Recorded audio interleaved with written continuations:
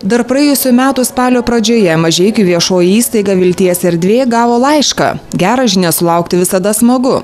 Laiške iš Norvegijos lietuvių bendrijos visų pirma buvo išreikšta pagarba už Vilties erdvės darbuotojų atsidavimą tiems, kurie dažnai lieka pamiršti, stokoja visuomenės dėmesio ir paramos bei žmogiško supratimo. Norvegijos lietuvių bendryje veikdama kaip pelno nesiekianti ir nevyriausybinė organizacija atstovauja visuomeninius bei kultūrinius ryšius, puoselėja lietuvybę ir rūpinasi Norvegijoje gyvenančių lietuvių įvaizdžių. Lapkričio mėnesį Norvegijoje buvo surengti 2 paramos koncertai, iš kurių visos surinktos lėšos skirtos 3 Lietuvoje registruotoms viešosioms įstaigoms, kurios rūpinasi neįgaliaisiais.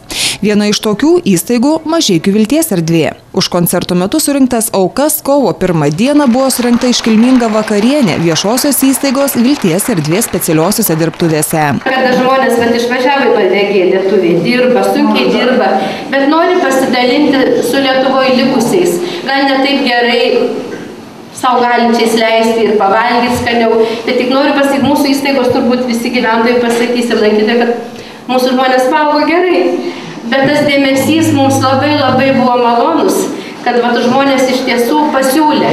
Mes neprašėm, mes taip einam, siūlom savo darbelius, bandom mainus tokius daryti, mes gaunam pinigėlius darbelius, o čia mums pasiūlė.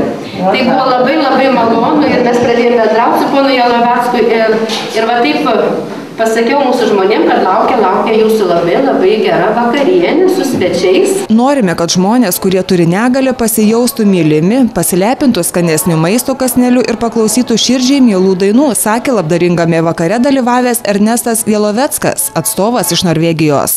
Mes padarėm šiokią tokią paiešką, pamatėm, kad vaikų namai, jie gauna pakankamai daug paramos ir iš tikrųjų mūsų dėmesys būtent ėjo į senelių ir neįgaliųjų namus.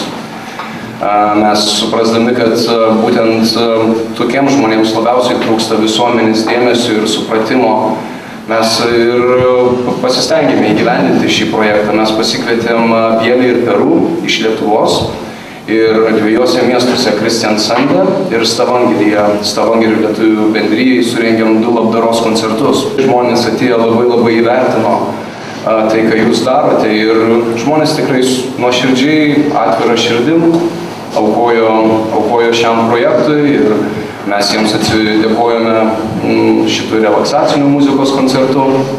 Ir manau, šis vakaras, kad mes esame visi čia susirinkę prie šito stalo ir turime folkloro muzikos koncertą, parodo, kad mes galime būti viena šeima. Iš šių žmonių reikia mokytis gerumo, sakė vakaronėje dalyvavusi Mažeikių rajono savivaldybės mero pavaduotoja Sigutė Bernotienė. Šituose namuose yra visada smagu, todėl kad jūsų šypsena ir jūsų šiluma tiesiog spinduliuoja. Mums reikia mokytis iš jūsų to gėrio.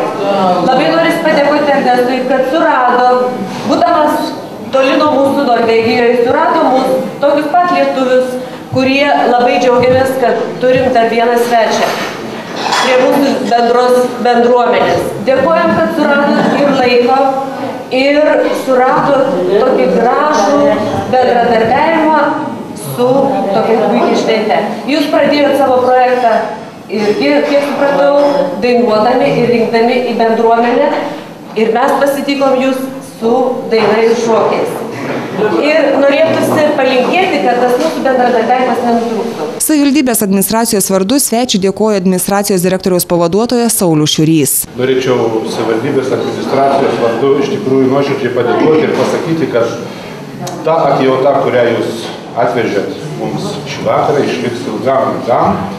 Ir norim, kad apie tą vakarą prisiminimui jūs parsivežtumėt porą tokių daikčiukų, tai yra knygutės apie Mažeikius. Vakaronės metu visus liaudiškų žaidimų, šokių bei dainų mokino Mažeikių folkloro ansamblis Alksna, vadovaujamas Dainoros Petrikienės.